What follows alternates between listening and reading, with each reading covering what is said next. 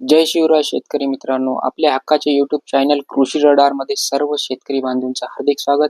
तर शेतकरी मित्रांनो, या व्हिडिओच्या माध्यमातून एक महत्त्वाची अपडेट घेणार आहोत, जी म्हणजे शेतकऱ्यांची कर्जमाफी. शेतकऱ्यांची कर्जमाफी ही कुठपर्यंत आलेली आहे हे आपण या व्हिडिओच्या माध्यमातून बघणार आहोत. तर शेतकरी मित्रांनो, आपण जर या व्हिडिओवर पहिल्यांदाच आला असाल तर आपल्या चॅनलला सबस्क्राईब करा, जेणेकरून पुढे जी अपडेट येईल ते आपण बघू शकाल. तर चला मित्रांनो, आपण या व्हिडिओला सुरुवात करूया. मित्रांनो, शेतकऱ्यांची कर्जमाफी ही 5 जुलै नंतरच होणार हे जवळजवळ फायनल झालेलं आहे. राज्याचं पावसाळी अधिवेशन सुरू झालेलं आहे. या पावसाळी अधिवेशनामध्ये सादर करण्यात आलेल्या पुरवणी मागण्यावरती सध्या चर्चा सुरू आहे.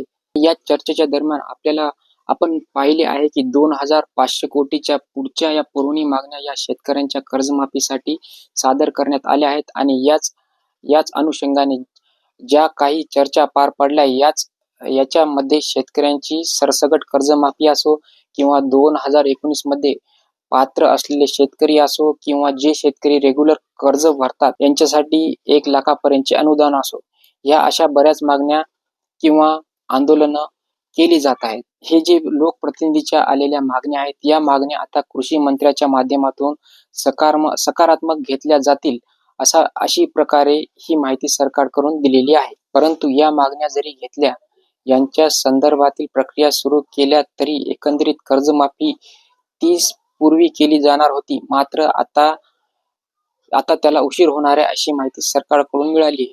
मित्रांनो, यापूर्वी पण आपण अपडेट घेतलाच होता की 6 जुलै नंतरच ही कर्जमाफी येणार आणि त्याच प्रमाणात या हालचाली सुरू आहेत आणि 5 जुलै नंतर कर्जमाफीची प्रक्रिया चालू होणार असं सरकारच्या माध्यमातून सांगण्यात आलेलं आहे. आणि शेतकरी मित्रांनो, बँकेची सुद्धा शेतकऱ्यांसाठी खूप धावपळ चालवली आहे. यांचे काम सुद्धा युद्ध पातळीवर चालू आहे, जेणेकरून शेतकऱ्यांना लवकरात लवकर या कर्जमाफीच्या एक मोठ्या प्रश्नातून मोकळं होता अशी ही माहिती आपण घेण्याचा एक प्रयत्न केलेला आहे.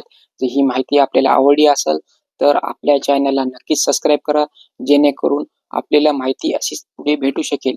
आणि ही माहिती कशी वाटली आपल्याला कमेंट बॉक्समध्ये नक्की सांगा. धन्यवाद.